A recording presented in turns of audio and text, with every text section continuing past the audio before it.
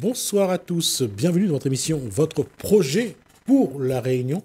On va parler d'un projet qui généralement marche beaucoup, surtout en ce moment. On a l'impression que les choses bougent, et c'est vrai que ça bouge, mais on va parler d'un travail que fait Corinne Salvant-Mareux. Bonsoir. Bonsoir, Jasmine. Et Brice...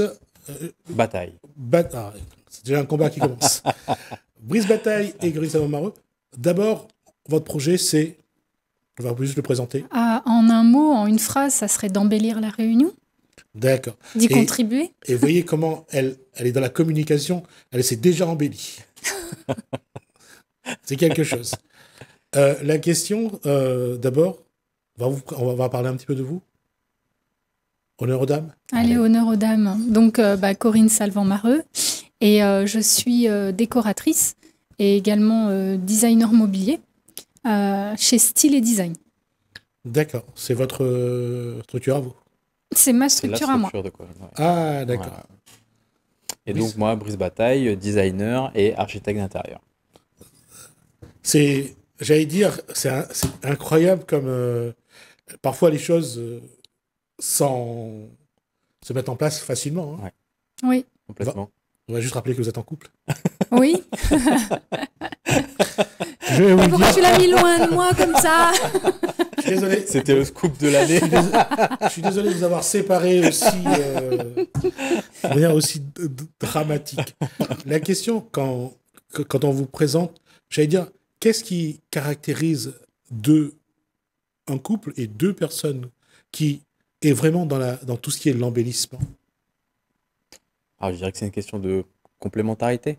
Mm. Pour le coup, c'est vrai qu'on s'est retrouvés dans notre parcours, dans nos parcours respectifs vers cet objectif-là qui, au final, est de servir l'embellissement de la Réunion. C'est vrai qu'il y a beaucoup de choses qui sont mises en place, mais voilà, par nos deux compétences, là, on arrive à un carrefour où on se dit il faut prendre un peu le taureau par les cornes à ce niveau-là. Et ce que je trouve, j'allais dire, un petit peu amusant, parce que j'ai un côté toujours malicieux, et je peux vous le dire que parfois il est vraiment très malicieux, c'est de voir que finalement, que ce soit un homme ou une femme, parfois le goût sur un élément se retrouve.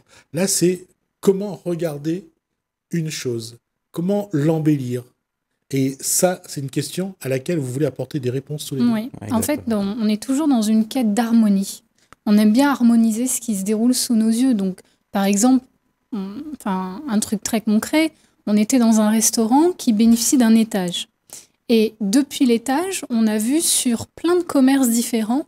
Et en fait, on a eu le même constat. On s'est dit, mais c'est fou, c'est dommage parce que là, vu de haut, on voit toutes ces enseignes qui sont complètement dépareillées. Les façades de chaque boutique, elles ont beau être l'une à côté de l'autre, mais elles ne sont pas harmonisées. Et en fait, ça nous a dérangés et on s'est dit, là, on meurt d'envie de prendre une photo et de faire une simulation 3D de comment nous, on verrait cet emplacement-là pour harmoniser les commerçants et que tous aient la même visibilité, une communication quasiment sans faire... comment dire ça, sans faire du copier-coller, mais qui est une harmonie visuelle. Voilà, mais qui est une harmonie visuelle pour toute personne qui circulerait dans cette rue-là et qui souhaite voir ces magasins. Et quand Corinne Salvant-Mareux pose la question de cette façon-là, derrière, il y a quand même beaucoup d'avantages, parce que lorsque vous avez une forme d'unité sur plusieurs bâtiments, ça renforce la communication, ça amène beaucoup d'éléments positifs. Ce n'est pas seulement pour embellir, c'est aussi que derrière, il y a des avantages. Oui. Et c'est quelque chose que, malheureusement, parce que l'être humain est devenu, avec le temps, très individualiste, chacun fait ce qu'il lui pense être bien pour lui, on ne travaille pas avec l'autre, et c'est vrai que, quelque part, que ce soit Brice ou Corinne, ils mettent le doigt sur quelque chose de très important, c'est qu'on n'essaye pas de travailler ensemble, de réussir ensemble. Et quand on parle d'embellir les choses, c'est pas seulement dans la vue, c'est aussi dans l'esprit. C'est exactement ça. Et puis, en fait, ça va même au-delà de ça. C'est-à-dire que nous, ce qu'on voit, c'est qu'on est une île, effectivement, qui reçoit beaucoup de touristes, ce qui fait qu'après, les touristes parlent entre eux. Ouais. Ça va être des Allemands, ça va être des Belges, ça va être tous les pays, les Espagnols. On a énormément de touristes qui viennent sur l'île à longueur d'année. Et ce qu'il y a, c'est qu'après, quand ils rentrent chez eux, moi, j'aimerais qu'un jour, on puisse parler de la Réunion comme on parle de Singapour. Ah, Singapour, c'est super propre. Ah, Singapour, c'est technologique. Oh, tu verrais, il y a ceci, il y a cela. Et c'est ça qu'on aimerait pouvoir réaliser à terme, c'est de contribuer à l'embellissement petit bout par petit bout de la Réunion. Alors, on reviendra sur ce point-là dans les 5 dernières minutes de l'émission. On va d'abord présenter le projet, justement, d'embellissement. Mais de quoi, qu'est-ce que vous voulez embellir? Je dirais que c'est une démarche qui existe déjà. Si on prend le PLU de n'importe quelle commune de la Réunion, on a des éléments aujourd'hui qui ont été réfléchis par des urbanistes, par des architectes, pour faire en sorte qu'il y ait une unité à l'échelle de la ville.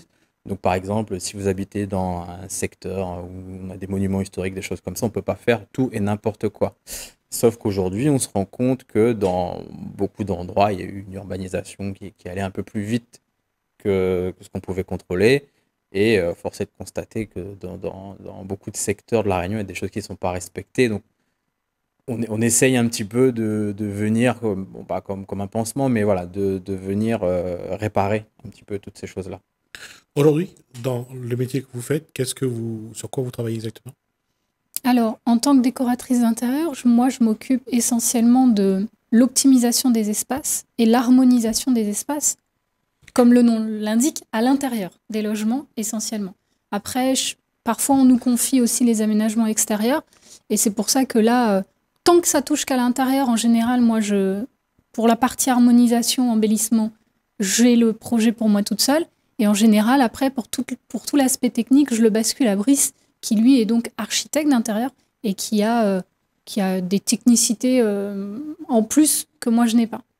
Alors, juste pour montrer que c'est pas un don qui s'est révélé, c'est une formation et c'est toutes des études. Oui, c'est des études. Effectivement, aujourd'hui, le cursus d'architecte d'intérieur se fait principalement en école privée. Le cursus n'existe pas encore à La Réunion. Donc, malheureusement, soit on le fait à distance ou soit on va en métropole sur des cycles de 3 à 5 ans pour devenir architecte d'intérieur, designer d'espace. Enfin, là, le titre a plusieurs dénominations. Et, vos études ont duré combien de temps? 3 ans. 3 ans. Ouais. Ça s'est passé où? À Montpellier. D'accord. Ouais. Et lorsqu'on... je ne vais pas dire que c'est le hasard, parce que le hasard n'existait pas. Aujourd'hui, vous commencez, vous terminez? C'est-à-dire? Quand on parle d'harmonisation, c'est d'essayer de voir déjà comment vous voulez faire. Et j'allais dire concrétisation, quelque part aussi, de ce qui peut être fait. Ouais, moi, c'est une discussion tout du long, je dirais, plutôt. Ah ouais, non, c'est une collaboration du début à la fin. Et c'est vrai que les deux visions s'enrichissent.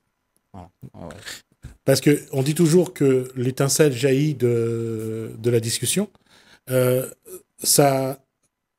Vous arrivez à vous dire que finalement, c'est plus dans ce sens-là, c'est peut-être lui qui a raison, c'est peut-être qu'il faut peut-être aller un peu plus loin.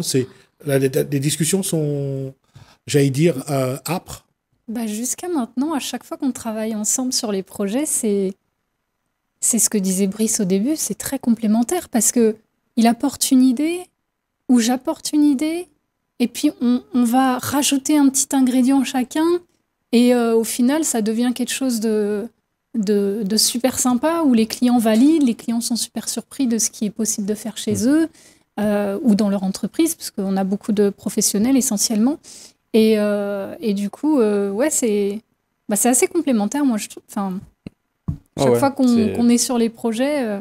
Pour aller dans l'analogie du couple, oui, on ne ferait pas les choses pareilles si on était tout seul, mais au final, ce qui en ressort va au-delà de ce qu'on aurait pensé tout seul. Donc, Et souvent, on dit toujours travailler en couple, c'est pas quelque chose de conseillé. Ouais. Mais dans votre cas, là, aujourd'hui, on a l'impression que c'est surtout ce qui vous porte. Oui, complètement. Parce que, moi, en tout cas, de mon point de vue, on ne se marche pas sur les pieds. Parce que je pense que si, par exemple, vous avez un couple de restaurateurs qui ont exactement les mêmes compétences, les mêmes attributions, là, pour le coup, ça peut être problématique parce que, justement, pour arbitrer, c'est compliqué. Là, dans notre cas, on joue à chaque fois sur des points différents du même projet, Donc on ne se marche jamais dessus. Et pour aller dans le sens de Corinne, c'est comme Brice t'avait dit de départ, cette complémentarité-là, on le fait par étapes successives. Oui, je dirais que il y a, on prend connaissance du projet, on le digère plus ou moins, voilà, chacun de notre tête, on fait un petit bout de chemin, chacun de notre côté, et puis on se rejoint, on rediscute, et là il y a des idées nouvelles qui naissent. Donc c'est un processus, il n'y a pas forcément de méthodologie particulière, mais c'est petit bout par petit bout un chemin qui se fait ensemble, effectivement. Mais après, il y a quand même une méthodologie dans le sens où on rencontre d'abord nos clients pour savoir si on sera en mesure déjà de répondre à leurs demandes. Donc, ils nous exposent leurs projets, leurs objectifs. Ensuite, on fait notre proposition en conséquence de leurs attentes et donc de nous, de la charge de travail qui va nous attendre. Et une fois que la proposition est acceptée, la première étape, c'est d'abord de réaliser les plans de l'existant pour qu'il y ait une vue d'ensemble de la part, pour nous et pour le client, de voilà d'où on part, quelle est la case départ. Ensuite, là, moi, j'interviens en général en proposant une ambiance. Donc, c'est ce qu'on appelle les mood boards ou les planches ambiance, où je fais une sélection d'idées. J'en propose 2 voire 3 au client. Il va sélectionner sur quelle ambiance est-ce qu'il a envie d'axer son projet. Et à partir de là, moi, je sais que ce qui me reste à faire, donc Brice, lui, il a réalisé les plans techniques. Moi, je commence à mettre mon ambiance en musique dans le plan selon les nouveaux aménagements. Et puis après, c'est un petit coup d'œil près de Brice pour lui dire j'ai envie de mettre ça là, c'est possible ou c'est pas possible? J'ai envie de casser ce mur, c'est possible ou c'est pas possible? Et en fait, après, on présente au client 2 voire 3 versions. Et il va s'arrêter sur une des versions parmi les 3, ou alors des fois il y a des petites modifications. Et après c'est parti. Ce que vous nous avez envoyé, ça dure combien de minutes? 30 secondes? Par vidéo, oui, très certainement, oui. Alors lequel on envoie? Lequel on envoie? Je pense que le T2, la rénovation du T2, c'est la plus parlante parce que c'était un logement CDR que le client rachète. Et en fait, il avait envie de le rénover en entier et il m'a contacté sur Instagram pour me demander justement si je pouvais lui apporter mon aide. Et au début, c'est vrai que je lui ai juste écrit ce que je voyais pour rénover son logement, qu'est-ce qu'il voulait en faire aussi, puisque lui, ce qu'il voulait faire, c'était de pouvoir le mettre en location Airbnb quand lui quitte le logement, quand il part en vacances, 1 mois ou quoi que ce soit. Et donc, il fallait rendre l'ambiance un peu neutre, durable et facile à vivre pour n'importe qui. Et surtout attractif, du coup, pour mettre les photos sur Airbnb. Donc, c'était partir d'un logement CDR et de le rendre ambiance beau gosse, en fait, parce que c'est un jeune homme qui était célibataire à ce moment-là. Ah, d'accord. Et du coup, jeune, à la pointe de la mode, etc. Donc, alors, vous voyez les éléments. Ouais, je suis partie dans ce côté-là de pouvoir aérer déjà le salon. Et puis la chambre, c'est, vous voyez, on change la position du lit, on réorganise l'aménagement et la chambre devient spacieuse tout à coup. Et là, c'était la salle de bain où ça nous a demandé un petit peu plus de boulot parce qu'on se demandait comment faire en sorte que... Parce que la salle de bain est très très petite dans les logements CDR. Et du coup, c'était de réussir à bien réorganiser les points d'eau et les arrivées. Comment vous faites? Parce que j'ai vu sur une des photos le goût de Corinne pour certaines... c'est un cadre ou c'est un meuble? Il y a un goût prononcé pour le meuble rayonné? Ah forcément. Voilà. C'était ça que je voulais dire. Non, c'est pas une critique. Comment justement résister à ça? Comment résister à ce qu'on a, à ce que vous aimez bien et à mettre en avant ce qui doit être mis en avant justement, qui est professionnel? Là, par exemple, j'ai un des derniers coaching déco à distance que j'ai réalisé pour quelqu'un en métropole. Il m'a demandé, c'est quelqu'un qui m'a demandé des choses très colorées. Elle voulait de la couleur, des formes géométriques sur le mur, etc. Et en fait, c'est, comme tu le dis, c'était pas dans mon... c'est pas dans les choses que tu dans ce aimes, que je fais, dans ce que j'aime. Mais on a réussi à faire en sorte que le projet réponde à la demande de la cliente.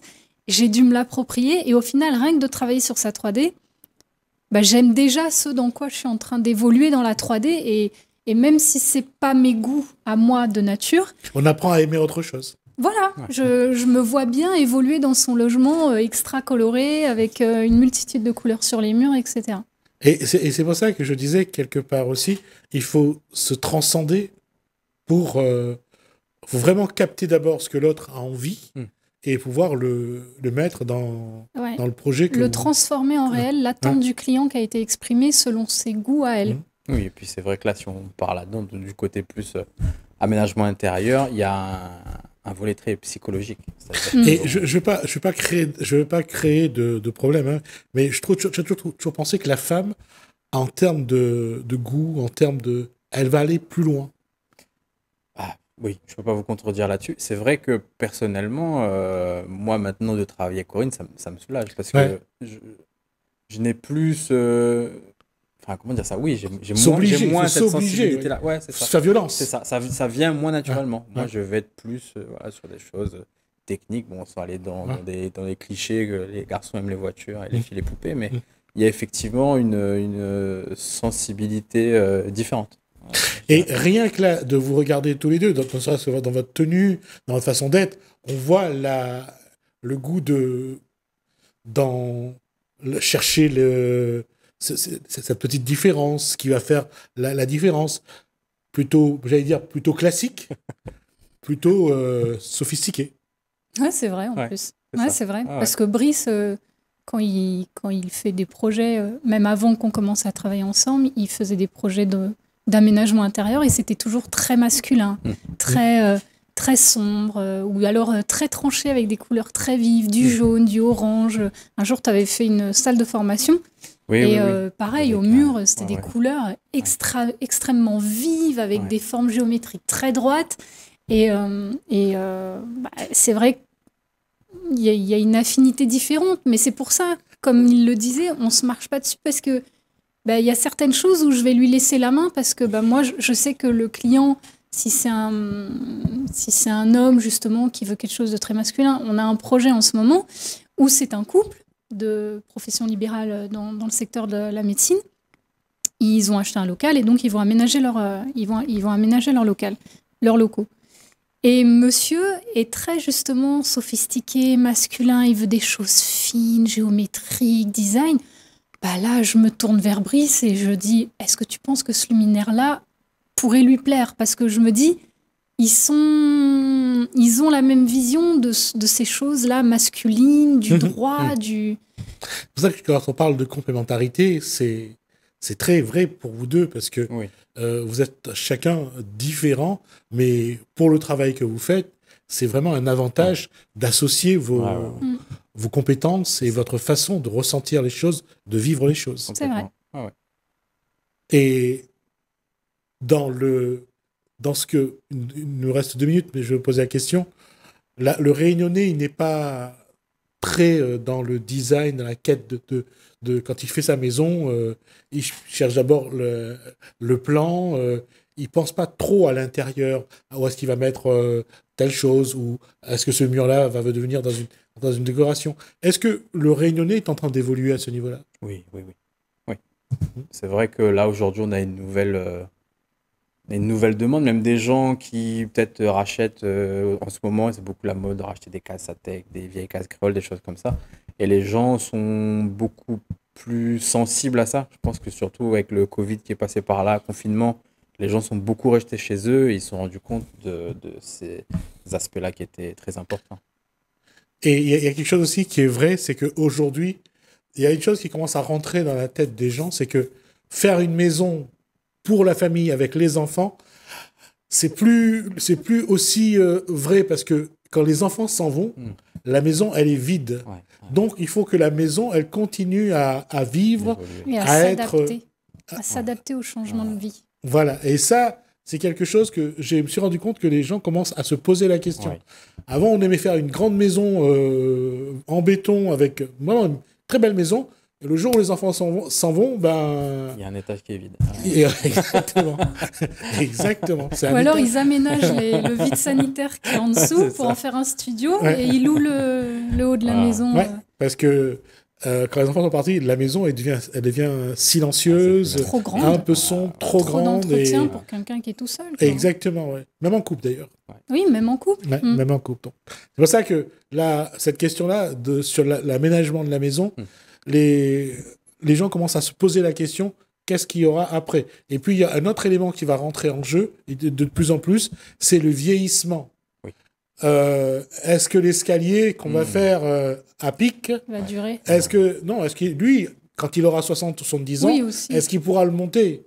Est-ce que la maison sera encore pratique? Oui. Donc, c'est pour ça que le travail que vous faites est vraiment important aujourd'hui pour les gens qui ont les moyens de se poser cette question. Bah, c'est vrai que moi, ma mère, j'ai vu que sa maison a été rénovée. Elle marche avec une canne. C'est dommage qu'elle ne nous ait pas consultés pour l'aider à créer sa petite maison parce que, par exemple, son carrelage est brillant. C'est le carrelage brillant tout lisse. Et je lui ai dit, mais ça, c'est pas adapté du tout. Bah, c'est ça. Du moins, au moindre, il y a une flaque d'eau que tu vois pas, tu vas glisser, etc. Donc, pour moi, sa maison est absolument pas adaptée et n'a pas été suffisamment réfléchie pour anticiper là-dessus. Et comme la population vieillit, on devrait être 100 à 200 000 personnes au-dessus de 60 ans à partir de 2030. Ça commence à être important parce que c'est pratiquement un quart de la population de la Réunion qui aura plus de 60 ans. C'est quelque chose d'important. En tout cas, on aura l'occasion de vous revoir sur ce thème-là et aussi pour parler de l'aménagement des rues. Quand vous êtes prêts, vous me faites savoir, vous revenez. En tout cas, merci Corinne Savard-Mareux. Merci pour l'invitation. Merci beaucoup. Merci à vous de nous avoir suivis. Merci Hélène, merci François. Je vous dis à bientôt.